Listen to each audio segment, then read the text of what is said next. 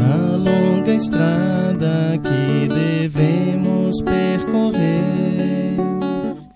Bênçãos de amor e paz nós vamos encontrar, se dedicarmos aos caídos socorrer e de mãos dadas caminhar.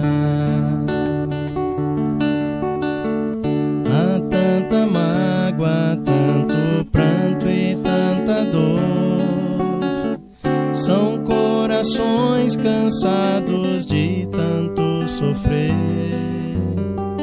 necessitados de carinho e de amor, praticando bem, mais felizes vamos ser. O mundo é escola e juntos vamos aprender a cultivar a paz e a caminhar sempre servindo. Na caridade acendemos nossa luz, progredindo assim sob o amparo de Jesus. Laia, laia, laia, laia, laia, laia. Laia, laia, laia, laia, laia, laia. Laia, laia, laia, laia, laia. Praticando bem, mais felizes vamos ser. O mundo é escola e juntos vamos aprender a cultivar a paz e a caminhar sempre servindo. Na caridade acendemos nossa luz, progredindo assim sob o amparo de Jesus. Progredindo assim sob o amparo de Jesus.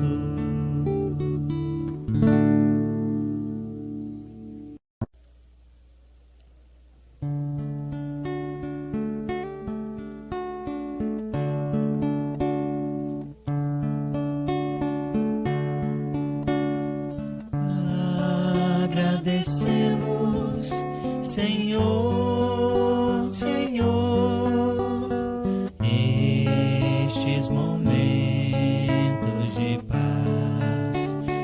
paz que te sentimos aqui, em vibrações fraternais na estrada da vida. Conduz-nos ao bem, na alegria ou na dor. Seja o amor nossa bandeira de luz, amado Mestre Jesus. Seja o amor nossa bandeira de luz, amado Mestre Jesus.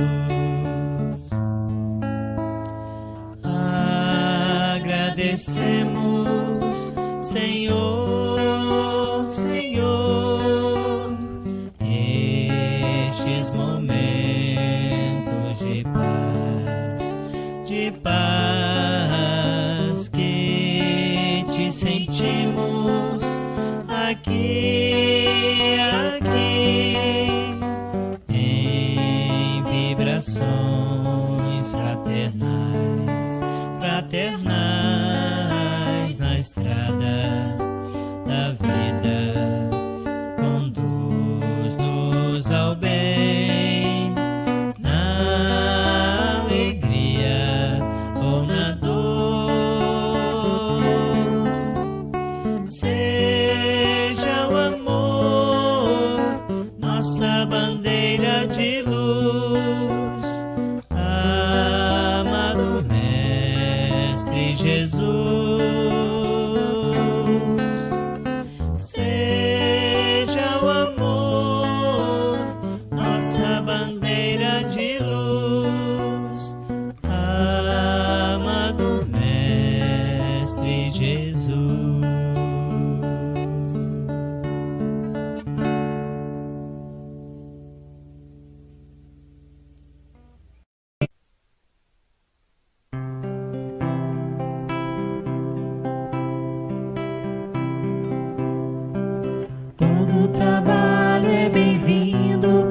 mãos que não se cansam de recomeçar.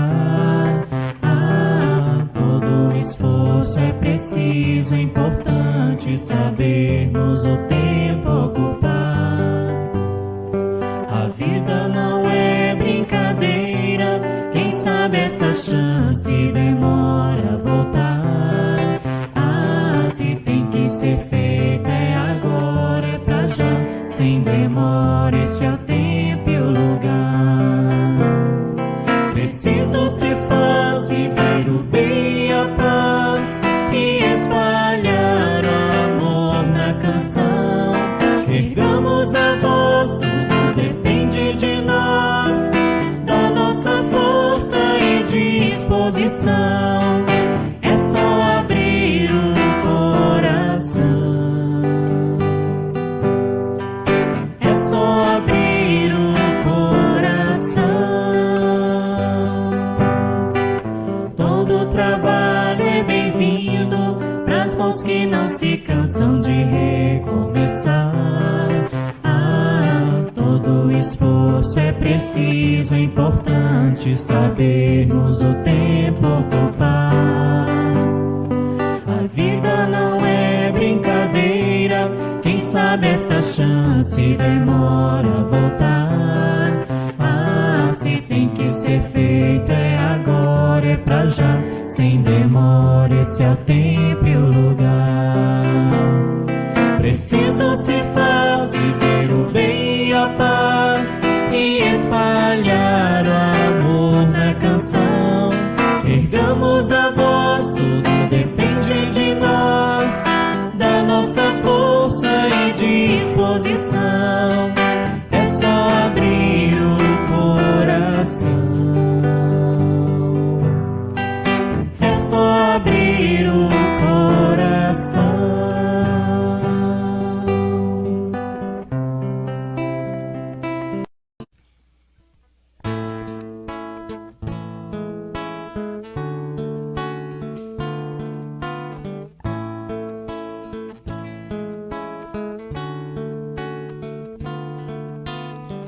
Hoje, quando estou aqui na estrada a viajar, olho o céu e sinto além alguém a me velar.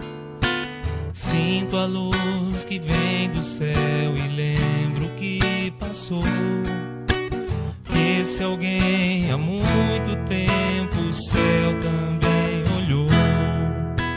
Se eu conheço o cristianismo, tenho nova luz. Se hoje há o espiritismo, revive Jesus. Foi um homem que era Saulo e Paulo renasceu. Divulgou o evangelho e o mundo percorreu. Espíritas, vamos seguir com Paulo e a verdade, divulgar o evangelho a toda a humanidade. Se o cansaço e a dor do mundo ao corpo te ferir, olha ao céu e lembra Paulo a velar por ti. Espíritas, vamos seguir com Paulo e a verdade, divulgar o evangelho a toda a humanidade. Se o cansaço e a dor do mundo ao corpo te ferir, olha ao céu e lembra Paulo a velar por ti.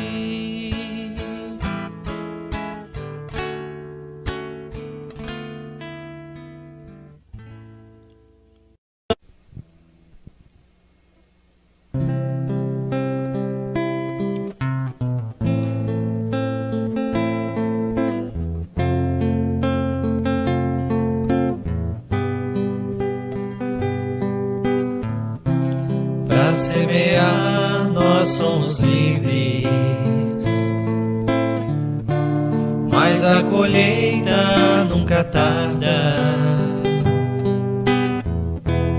O tempo passa e não tem volta. volta. Vamos plantar a terra farta.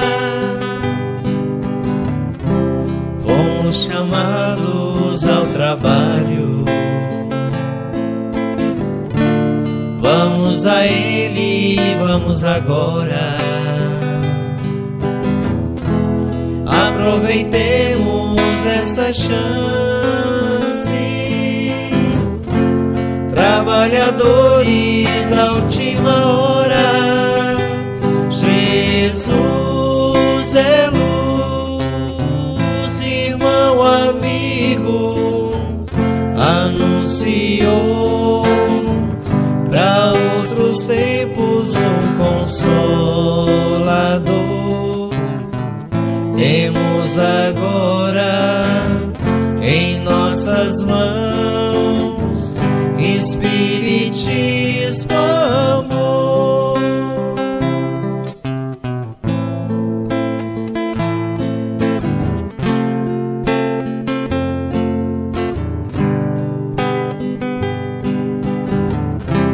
E em Jesus temos o exemplo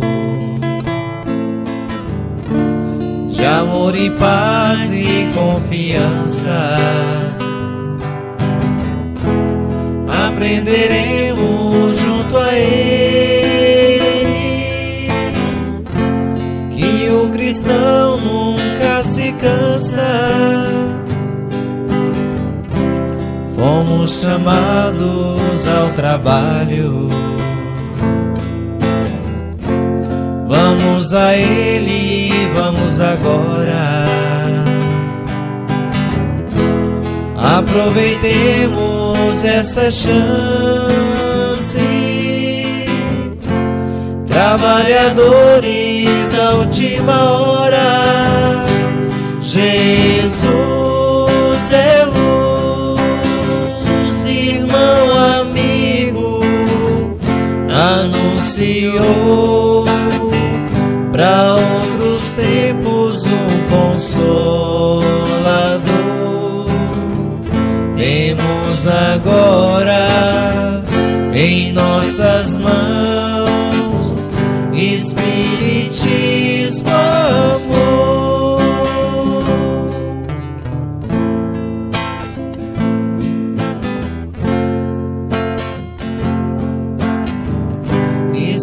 Espiritismo, amor.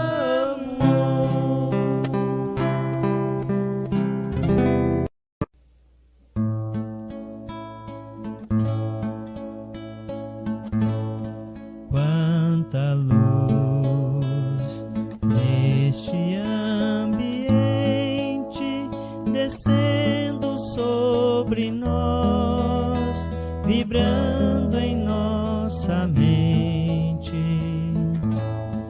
Quanta luz, quando assim em prece, como a alma cresce aos olhos de Jesus. Quanta luz, pois em oração a voz do Mestre fala em nossos corações. Quanta luz descendo sobre nós. Quanta luz, quanta luz.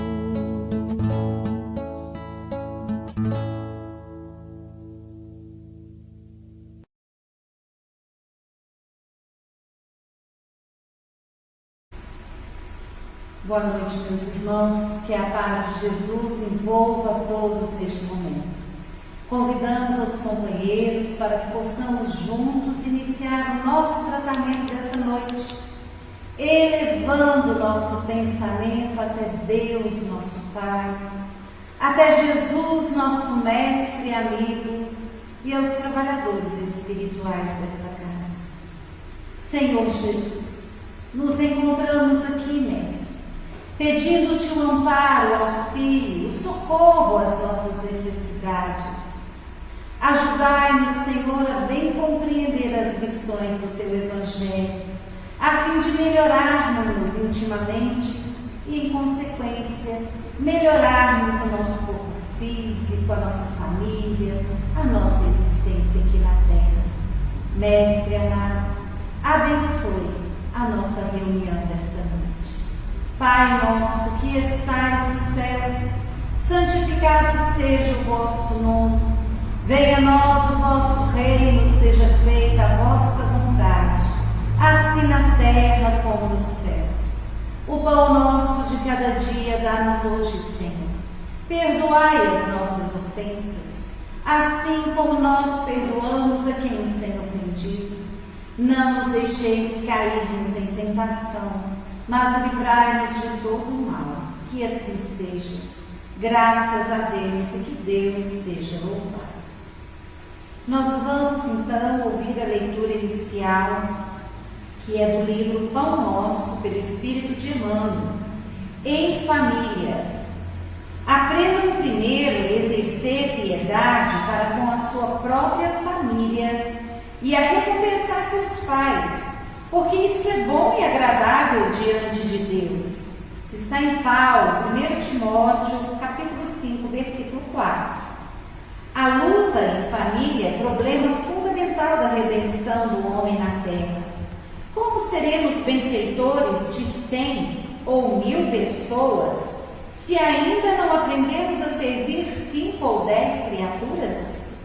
Esta é a indagação lógica que se estende a todos os discípulos sinceros do cristianismo. Bom pregador e mau servidor são dois títulos que se não coadunam. O apóstolo aconselha o exercício da piedade no centro das atividades domésticas. Entretanto, não alude a piedade que chora sem coragem ante os enigmas aflitivos, mas aquela que conhece as zonas nevrálgicas da casa e se esforça por eliminá-las, aguardando a decisão divina a seu tempo. Conhecemos numerosos irmãos que se sentem sozinhos espiritualmente, entre os que se lhes agregaram ao círculo pessoal através dos laços consanguíneos, entregando-se por isso a lamentável desânimo. É imprescindível, contudo, examinar a transitoriedade das ligações corpóreas, ponderando que não existem uniões casuais no lar terreno. Preponderam aí, por enquanto, as provas salvadoras ou regenerativas. Ninguém despreze, portanto, esse campo sagrado de serviço, por mais se sinta acabrunhado na incompreensão. Constituiria falta grave esquecer as infinitas possibilidades de trabalho iluminativo. É impossível auxiliar o mundo quando ainda não conseguimos ser úteis nem mesmo a uma casa pequena, aquela em que a vontade do Pai nos situou a título precário. Antes da grande projeção pessoal na obra coletiva, aprenda o discípulo a cooperar em favor dos familiares no dia de hoje, convicto de que semelhante esforço representa realização essencial. Irmão, nós convidamos então a nossa companheira Raquel para que ela possa realizar o estudo da noite de hoje.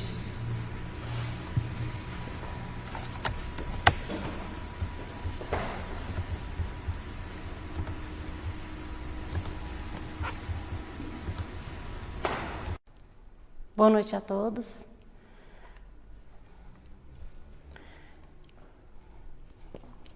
Boa noite a todos. Hoje nós vamos falar do tema de família, especificamente doenças e desequilíbrios no lar. E antes de falar sobre esse tema, eu vou ler aqui uma passagem do Evangelho que está no capítulo Honrai vosso pai e vossa mãe, para entendermos primeiramente o objetivo que Deus tem para conosco nas nossas reencarnações em família, que todos estamos em família, não por acaso, como foi lido na leitura inicial. Os espíritos que se encarnam numa mesma família, sobretudo entre parentes próximos, são mais frequentemente espíritos simpáticos, unidos por relacionamentos anteriores, que se traduzem por sua afeição durante a vida terrestre. Mas pode ocorrer também que esses espíritos sejam completamente estranhos uns aos outros, divididos por antipatias igualmente anteriores, que se traduzem da mesma forma por seu antagonismo na prova, antagonismo na terra, para lhe servir de prova.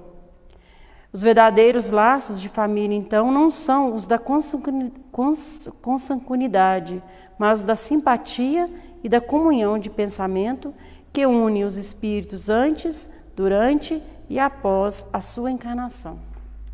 Então, com esse pequeno trecho do Evangelho, primeiramente, nós temos que buscar entender o objetivo da encarnação, da reencarnação em família. Por que reencarnamos em uma determinada família?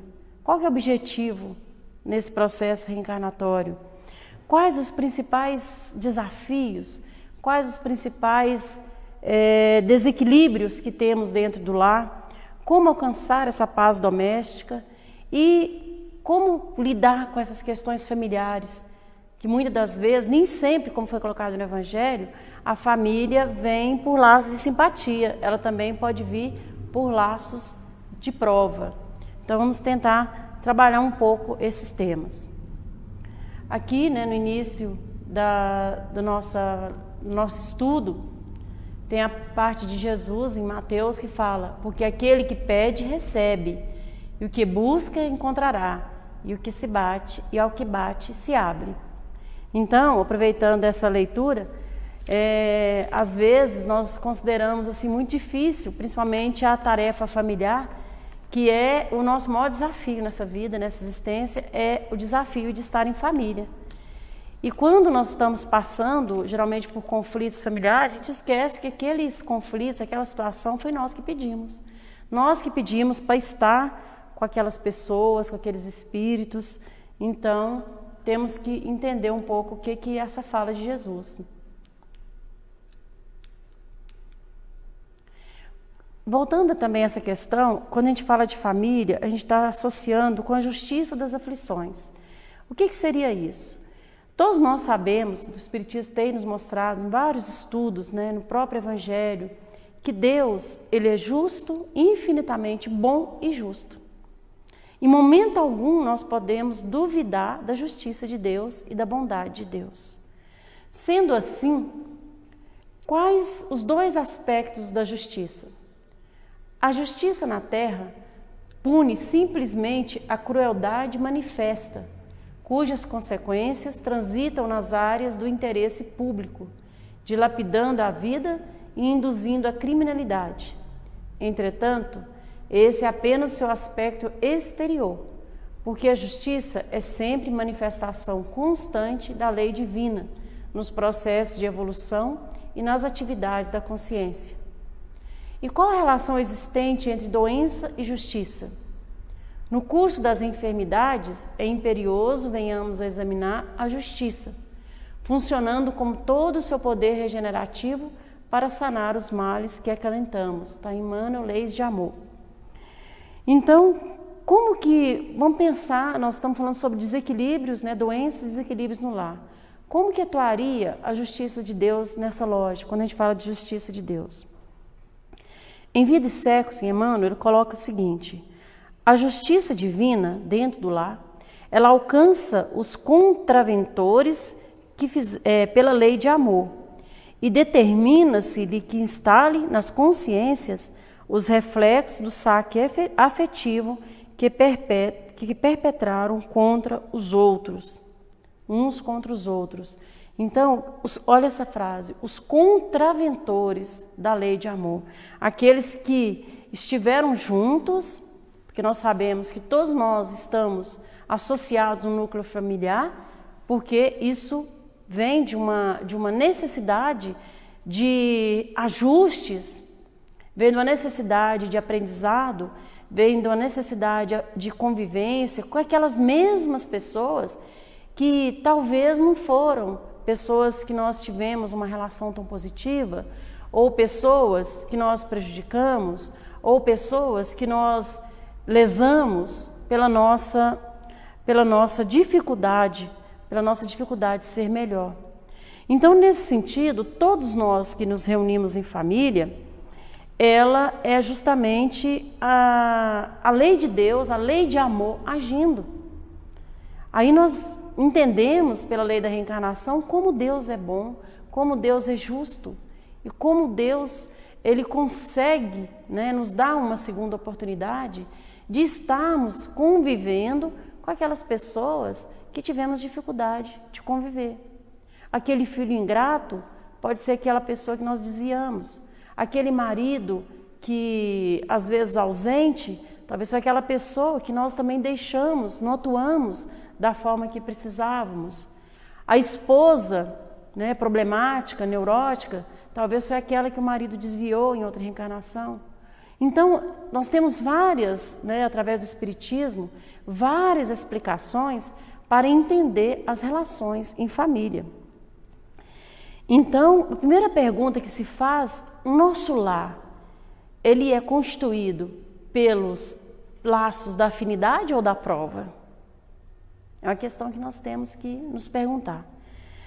A família consanguínea entre os homens, ela pode ser apreciada como centro essencial de nossos reflexos.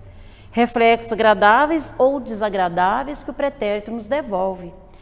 Tendo essa consciência, nós então conseguimos entender que nós não somos vítimas. E não adianta nós tentarmos criar soluções imediatas, porque nós vamos ter que retornar, às vezes, situações muito mais difíceis. Então, aqui no livro Pensamento e Vida, Emmanuel traz uma explicação muito importante sobre a questão familiar, que eu vou ler aqui, né, para ser fiel a tudo que ele está colocando, que fala assim: a tara familiar é resultante da conjunção de débitos, situando-nos no plano genético enfermiço que merecemos à face de nossos compromissos com o mundo e com a vida.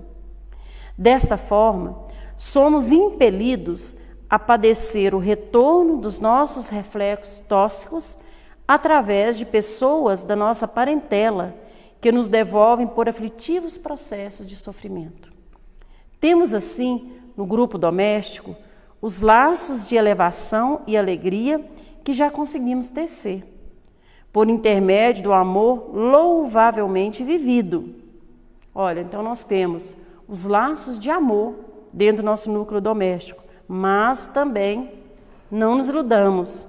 Temos as algemas de constrangimento e aversão, nos quais recolhemos de volta os clichês inquietantes que nós mesmos plasmamos na memória do destino e que necessitamos desfazer à custa de trabalho, de sacrifício, de paciência, de humildade, recursos novos com que faremos nova produção de reflexos espirituais, suscetíveis de anular os efeitos de nossa conduta anterior, conturbada e infeliz.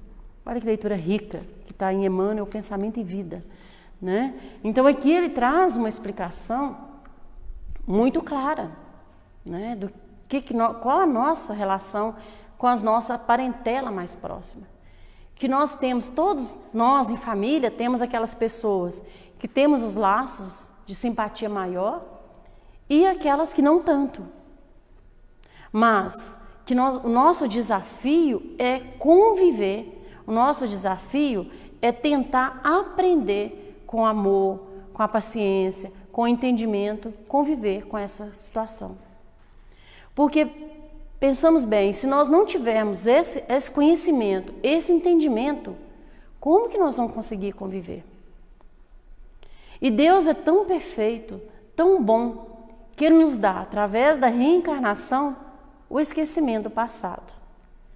Porque todos nós sabemos que se tivéssemos o conhecimento do que realmente nós fomos um para o outro dentro do ciclo familiar, nós não conseguiríamos conviver, nós não conseguiríamos passar dessa fase. E Deus, de novo, na sua infinita bondade, nós nunca, em momento algum, podemos deixar de entender a bondade infinita de Deus, a justiça, a bondade de Deus de nos dar nova oportunidade. E na sua infinita bondade, Ele nos coloca, às vezes, naquelas mesmas situações que vivemos e que erramos, porque se nós não tivéssemos errado, a gente não iria retornar. A prova, ela é só necessária até a gente conseguir passar por ela. Enquanto nós não conseguimos amadurecer o nosso espírito, enquanto estivermos errando, nós não vamos passar pelas nossas provas. E aqui vem até falando da aprovação, né, da provação, das provas e expiações, que existe uma diferença entre provas e expiações. A maioria dos lares, a maioria dos casamentos, a maioria das relações familiares são provas. O que é a prova? É como nós podemos comparar com a escola. Se a gente não passar por uma prova, se a gente não passar pelas dificuldades, se a gente não passar pelos desafios, nós não iremos evoluir. E Deus sabe, Deus nos conhece. E lá antes de vir para cá, nós também pedimos para voltar naquela situação, para a gente se fortalecer, para a gente aprender a obediência, aprender a resignação, aprender a paz de espírito, a calma, o entendimento. Que antes de entender um familiar como uma pessoa, a gente sair desse momento presente e entender aquele familiar, aquela pessoa querida, como uma pessoa, um espírito que precisa de amor, que precisa de auxílio, que não está conosco por acaso. Nós vamos desenvolver, no decorrer desse entendimento, uma piedade, um amor muito maior. E isso facilitará. Porque nós não podemos nos enganar.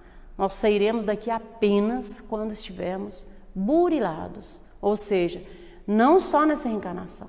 O objetivo final de todos nós, enquanto espíritos, é o aperfeiçoamento moral.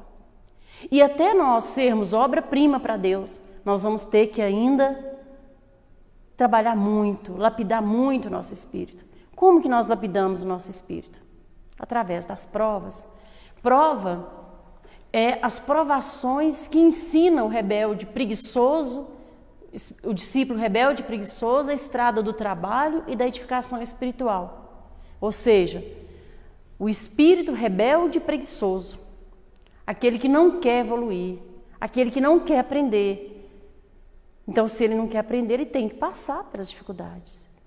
Aquela pessoa que só contempla, ela tem que entender que ela tem que passar pela dificuldade. Se eu feri alguém, se eu machuquei alguém, se eu lesei alguém espiritualmente, emocionalmente falando, eu só vou entender que dor é essa se eu passar pela mesma situação.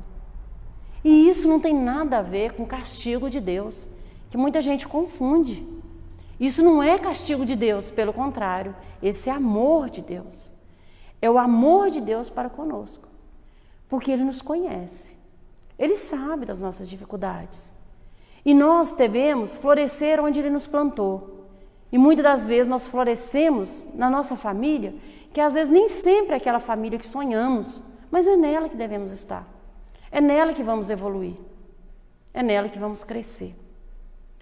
Expiação, quando fala de expiação, a expiação é uma pena imposta ao malfeitor que comete um crime. Então, qual que seria a diferença, né? A expiação é uma pena imposta. Não tem como a gente sair dela. É aquela pena que nós passamos e geralmente é um débito. Se a gente faz um débito no banco, a gente vai ter que pagar, não é? A expiação é a mesma coisa. Se a gente errou lá no passado, se a gente cometeu, lesamos alguém, nós viemos, às vezes, com a expiação de corrigir aquela situação.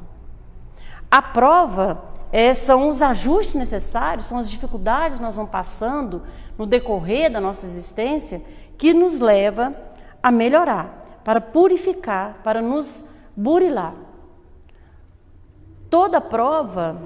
Nem toda prova é uma expiação, né? Então, assim, às vezes nós temos muitas provas, mas é diferente da expiação no sentido de que a expiação, aqueles que não cumpriram a lei de amor, têm que retornar justamente para aprender, para evoluir. É o caso, por exemplo, de uma deficiência física na família, é o caso de uma pessoa que fez mau uso da fala, fez mau uso, né, que volta, às vezes, sem poder falar, com problemas congênitos que não tem como, não tem cura, uma doença, uma criança que morre em tenridade. Isso é uma expiação muito grande para uma família. E as provas, são todas aquelas situações que nós passamos, né? Nós procuramos, às vezes, com as nossas próprias mãos, tormentos voluntários, né? Mas que nós precisamos passar também para a gente evoluir. É o caso do lar, a maioria dos lares são de provas. É muito difícil, são raros os casamentos, né? As relações totalmente de almas gêmeas. A gente fala, né, almas gêmeas são raros, porque a maioria dos casamentos e das famílias, o objetivo é passar pelas provas, para buscar o burilamento, para buscar a purificação. No Evangelho fala que de todas as provas, a mais penosa é a ingratidão dos seus. Que aquela pessoa que suporta com facilidade uma privação material, sucumbe ao peso dos tormentos domésticos. E essa é uma prova dolorosa.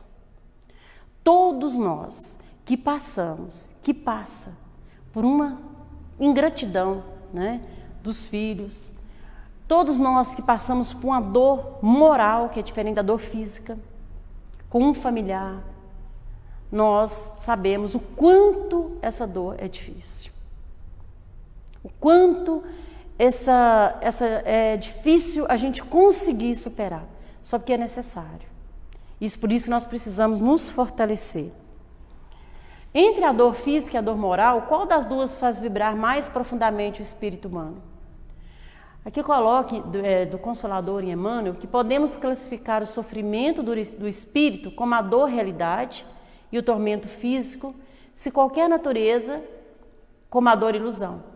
Em verdade, toda dor física colina o despertar da alma para os seus grandiosos deveres, seja como expressão expiatória, como advertência da natureza material ao dono de um organismo. Mas toda dor física é um fenômeno, enquanto que a dor moral é a essência. Vou explicar um pouquinho rapidinho isso aí. Quando a gente fala de dor física, nós estamos falando das doenças. As doenças, né, doenças físicas que quantos de nós adquirimos, né? E coloca que essa dor física, ela é um despertar da alma para os grandiosos deveres, como expressão expiatória, como advertência da natureza material ao dono de um organismo. Então, ou seja, toda vez que nós usamos de alguma forma errado, temos uma atitude errada, né? Por exemplo, se nos alimentarmos muito mal, ou se usarmos de vícios, nós vamos ter uma consequência disso. Mas a dor moral é a essência. Como é que seria isso, a diferença de dor física e dor moral? A dor física é aquele sofrimento do sentido físico, do corpo físico, mas que ao desencarnar nós vamos passar por ela. A dor moral é aquela que não acaba.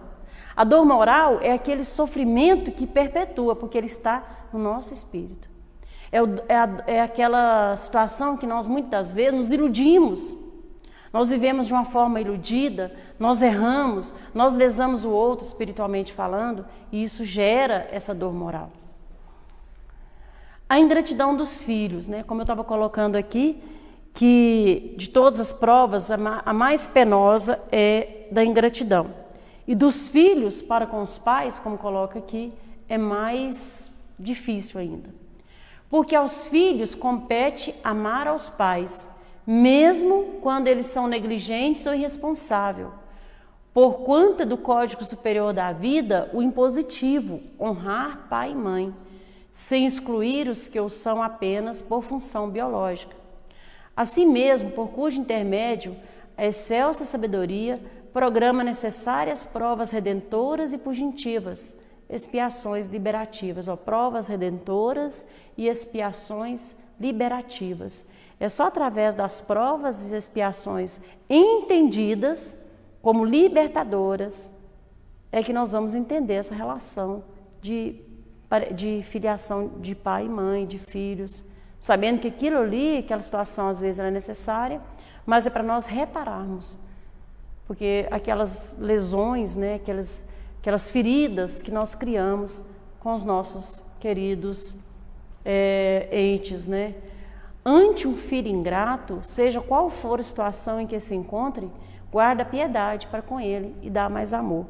Na verdade, todos que passam por esse processo, quando eu coloco uma dor moral muito grande, muito, muito difícil, nós pensamos no filho ingrato. É difícil porque, a primeiro momento, quando a gente pensa em ingratidão de um filho, a gente pensa em renegar, a gente pensa em deixar para lá, né? Mas nós estamos errados. Aqui está falando, ante o filho ingrato, tenha mais piedade ainda. Porque ali está a prova. Ali está a oportunidade que Deus nos dá para retomar, para acolher, para amar aquele que não conseguimos. Para amar aquele que prejudicamos em outro momento. E Deus, na sua infinita bondade, nos traz esse espírito em forma de filho para aprendermos a amar. Para aprendermos a aceitar, para aprendermos a ajudar aquele espírito.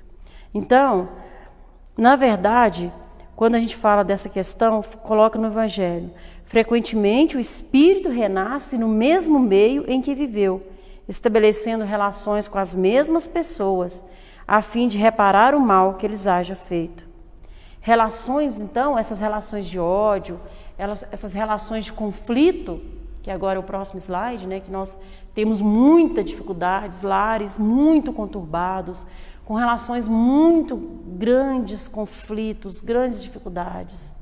Aqui coloca bem claramente, o espírito renasce no mesmo meio em que viveu. Aí está a prova, aí está a luta. É ali que nós temos que melhorar. Como foi lido na primeira leitura, não adianta nós ajudarmos todos lá fora e nós não conseguimos conviver com um núcleo familiar pequeno. Porque é ali que está a dificuldade. E como que a gente desata, como que a gente repara esse mal que nós fizemos? Através do amor. Através do perdão. Desatando os nós. Desatando aquelas dificuldades que nós temos de convivência. Porque existem nessas relações de conflitos no lar, pais que agridem filhos, tentam escravizá-los, qual se lhe fossem propriedade exclusiva. Encontramos também filhos que agridem pais, buscam escravizá-los, como se os progenitores lhe constituíssem animárias domésticas, são aqueles filhos, né, que agem como se os pais fossem empregados, como se os pais tivessem que estar a seu dispor. Aí também nós erramos. Porque todo pai, toda mãe, todos nós que estamos hoje, nessa encarnação, com a responsabilidade de ser pai e mãe, nós precisamos trabalhar aquele espírito com disciplina e com educação. A gente ouve muito falar da necessidade de educação dentro do lar, de honrar pai e mãe, de mostrar para aquele filho rebelde, às vezes, que nos desafia, olha, você veio aqui conosco, hoje eu sou seu pai, sua mãe, você veio aqui conosco e você precisa estar aqui conosco. E o nosso dever, porque nós vamos prestar contas quando a gente passar para o plano espiritual. O nosso dever, nós temos responsabilidade com os nossos filhos. O Rossandro coloca muito nas suas palestras que se perdeu muito isso. Com o tempo, foi se perdendo esse respeito, esse amor. Porque o amor é diferente de excesso de ternura, como coloca aqui, de excesso de coisas materiais. O amor é condução. E nem sempre o amor é só flores. Às vezes, naquele momento, naquele instante, que o filho está passando por aquela corrigenda, ele pode achar difícil. Mas é necessário, como um pai corrige um filho, assim Deus também nos corrige. Nós não podemos rebelar contra Deus. Imagina se nós nos rebelarmos contra Deus. Então nós estamos equivocando, acabando, prejudicando a nossa existência. Assim é um filho, assim são as relações familiares. Aquilo que parece uma dor, no longo prazo vai ser um amor. Então a gente tem que ter bem clareza disso, da nossa responsabilidade dentro da família. A reencarnação traça rumos nítidos ao mútuo respeito que compete-nos uns aos outros. Mútuo respeito, para que o lar não vire uma guerra, para que o lar consiga se estabelecer uma paz. Porque a paz do mundo, Jesus coloca. A primeira escola é o lar. No livro Jesus no Lar, ele fala, o lar é a primeira escola, é o cadinho purificador. É lá que é o nosso braseiro, é lá que é a nossa necessidade. É lá que nós viemos para purificar. Quem é o agressor? O agressor, aquele que agride, eu gosto muito de falar essa parte do Chico, quando ele fala, aquele que agride, aquele que tem necessidade de ferir, aquele que tem necessidade de machucar, aquele que tem necessidade de humilhar o outro, ele é muito mais doente. Porque ele precisa disso para se sentir forte. Então ele está doente. E aqui deixa bem claro, né, em Joana de Ângeles, Leis Morais, que o agressor deve ser examinado como alguém perturbado em si mesmo, em processo lamentável de agravamento. Não obstante, merece tratamento e agressividade que procede do espírito, cujos germes o contaminam em decorrência da predominância dos instintos materiais que o governam e dominam. Então, aquele que agride é uma pessoa ainda que está muito longe, né, de entender a lei de amor de Jesus. E se ele veio conosco, todos aqui devem ter uma situação que sofrem dessas questões de ingratidão, de agressão dentro do lar. Essa pessoa, ela deve ser vista como ter piedade. É fácil? Não é fácil. É um desafio. É um desafio. Porque se nós conseguirmos conduzir aquele espírito que veio conosco, se ele sair daqui um pouco melhor, nós vencemos. Nós conseguimos auxiliar. E tem também a questão da obsessão no lar. O que é essa obsessão no lar? Nós sabemos que a obsessão, ela é um processo que se dá quando um espírito usa, né, seja nos induzindo através de pensamentos, maus comportamentos, para causar desarmonia no lar. E geralmente o lar é o principal alvo dos obsessores, porque se desarticula a família, desarticula vários, né, processos ali, vários espíritos que poderiam conduzir de forma diferente a vida deles.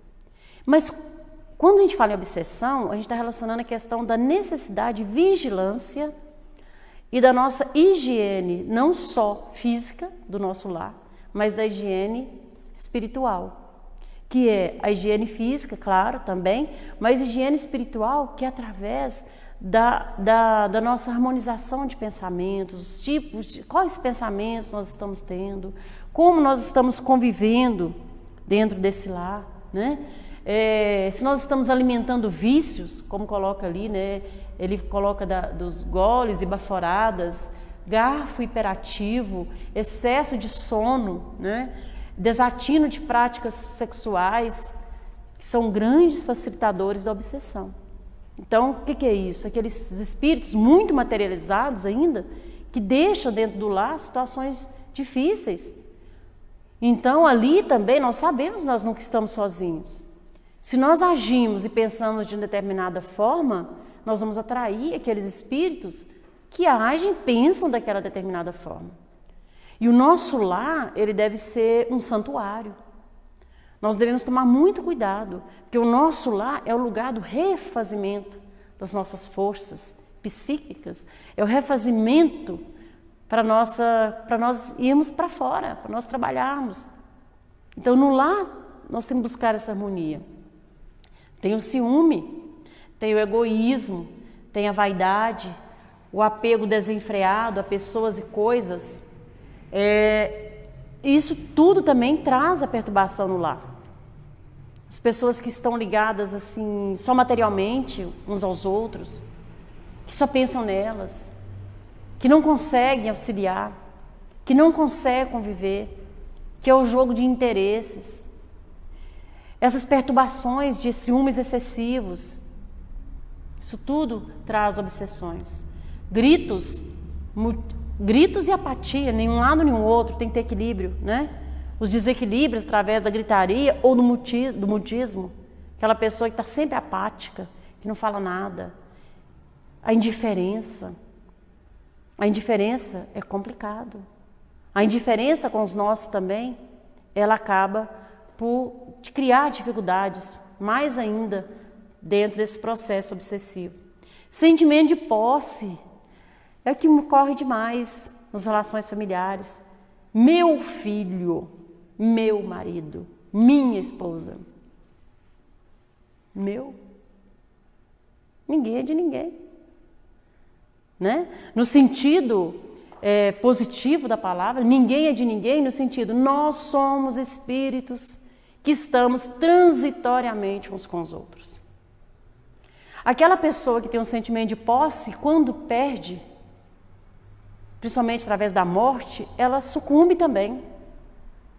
Ou ela entra num processo depressivo. Por quê? Ela acha que aquela pessoa, aquele filho, aquele marido é dela. Não. Não é fácil desapegar, mas nós temos que trabalhar isso no nosso espírito. Porque nós somos transitórios, viajantes de outras esferas. Nós não somos daqui. A nossa origem não é aqui. A nossa origem não é terrena. A nossa origem é espiritual. Todos nós estamos vinculados às esferas maiores. Estamos transitoriamente com as pessoas. E por saber que estamos transitoriamente, é que devemos aprender a amar. Resgatar as nossas dívidas, resgatar os nossos débitos. Encher-nos de ternura, de amor, de paciência, para conseguir passar por essa existência, passar por esses desafios, passar por essas dificuldades. Então, todas essas questões levam a processo obsessivo. Então, temos que tomar muito cuidado. Como que está sendo a esfera mental do nosso lar? Estamos arraigados daquelas pessoas como se fosse nossa. Porque depois que, quando desencarnarmos, nós vamos continuar ligados àquelas pessoas, a coisas materiais, a herança, a casa. Isso tudo é transitório. Então, temos que tentar viver, possuir, sem ser aquilo. Né? Sabendo da transitoriedade da vida. As coisas não nos pertencem, nada nos pertence nesse mundo. Como coloca no Evangelho, nem o nosso próprio corpo. Nada. Nada. Depois, sabendo, né, desses processos obsessivos, qual que seria, então, a solução? Qual que seria o caminho para a paz no lar? É a prece, é a oração, é a contínua oração, sempre, em todos os momentos. Seja primeiramente de gratidão a Deus por estarmos ali juntos. Temos que ser gratos a Deus. Orar em família, porque a oração, ela nos auxilia, nos fortalece e cria um vínculo entre nós e o Criador. E Ele sabe das nossas dificuldades, Ele sabe dos nossos problemas. E quando nós nos vinculamos a Ele a partir da oração, nós conseguimos criar força para conseguir passar por essas situações. E o culto do Evangelho no lar também, que é necessário. O culto do Evangelho no lar é oração em família, num horário fixo, onde a família, à luz do Evangelho, se reúne, conversa, fala à luz do Evangelho como que nós podemos aprender a lidar com essa situação. Então, essa é a necessidade que nós temos. Rapidamente aqui no livro Jesus no Lar, já estou com o tempo aqui tomado, mas só para falar uma questão que Jesus colocava, né? Tinha uma reunião na casa de Simão Pedro e a sogra de Pedro indagou: Senhor, afinal de contas, que vai ser a nossa vida no lar? Jesus falou para ela: iniciamos a tarefa entre flores para depois encontrarmos colheita de espinhos. No começo é promessa de paz e compreensão. Logo, quando surgem as pedras de sabores, nós nos revoltamos e nós não conseguimos passar pelas nossas provas. O lar é a escola das almas, o templo onde a sabedoria divina nos habilita pouco a pouco ao grande entendimento da humanidade. Então, Jesus nos coloca que o lar é a escola das almas. Que nós possamos um pouco refletir sobre essa questão. O lar é o cadinho necessário para que toda vez que nós estivermos desanimados, com dificuldade de seguir adiante, que nós nunca nos esqueçamos da bondade infinita de Deus que nos coloca uns com os outros de novo para reparar, para melhorar, para evoluir. Só tendo, a partir desse momento que tivermos esse entendimento, é que vamos conseguir passar pela nossa, às vezes, difícil convivência no lar. Que Jesus nos abençoe.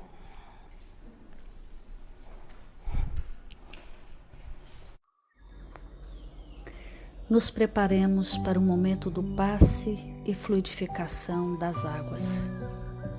Coloque um recipiente com água limpa para ser fluidificada. Irmãos, não importa aonde você está, quais as dificuldades que está enfrentando, Jesus está sempre pronto para vir em nosso socorro. Coloque-se de maneira confortável, que lhe facilite a concentração e a receptividade. Respire lenta e tranquilamente. Inspire, expire. Inspire, expire. Encha seus pulmões de ar e solte bem devagar. Deixe que energias de tranquilidade e paz penetrem seus pulmões, circulem por todo o corpo. Sua alma, em harmonia com o corpo, se sente tranquila e em paz. Mentalizemos a passagem de Jesus. Dia claro, os raios dourados do sol iluminam a paisagem alegre de Cafarnaum. Casario branco, trepadeiras multicoloridas e pássaros saltitantes enchem a paisagem de otimismo. A notícia das curas atraía a multidão dos necessitados. Subitamente Jesus aparece, esguio e belo. A túnica desce-lhe até os pés. Ao pôr do sol, todos os que tinham doentes atingidos de males diversos traziam-nos, e ele, impondo as mãos sobre cada um, curava-os. Assim narra o evangelista Lucas. Mentalize Jesus se aproximando de você. Ele impõe as mãos amigas sobre a sua cabeça. Perceba que de suas generosas mãos cai uma cachoeira de águas claras e puras, vindas do seu amor a te banhar. Derramam-se em sua cabeça, descem pelos ombros, banham todo o seu ser, te trazendo paz, serenidade, equilíbrio. Limpam todas as impurezas e te pacificam. Sinta estas águas te banhando, limpando. Respire. Mentalize agora Jesus como sol diante de você. Sua luz, seu calor te envolvem. Sinta as energias curadoras que emanam do Cristo em sua direção. Ele ouve as suas preces. Confie nele. Seu amor é infinito e te acompanha e protege, oferecendo de tudo o que necessitas. Confie. Absorva as energias curadoras de Jesus. Sua luz te envolve. Sinta essas energias percorrendo todo o seu corpo. Sinta-se fortalecido e em paz. Senhor Jesus, divino amigo, estende as tuas mãos generosas, Senhor, e transforma estas águas em remédio para os nossos males físicos e espirituais. Guarda-nos, Jesus, em sua paz. Estende as vibrações de amor em benefício do meu lar, Senhor. Que aqui possa reinar a paz, a saúde, a tranquilidade. Nós lhe rendemos graças, Jesus. Fica conosco hoje e sempre. Graças a Deus. Faça uso da água fluidificada.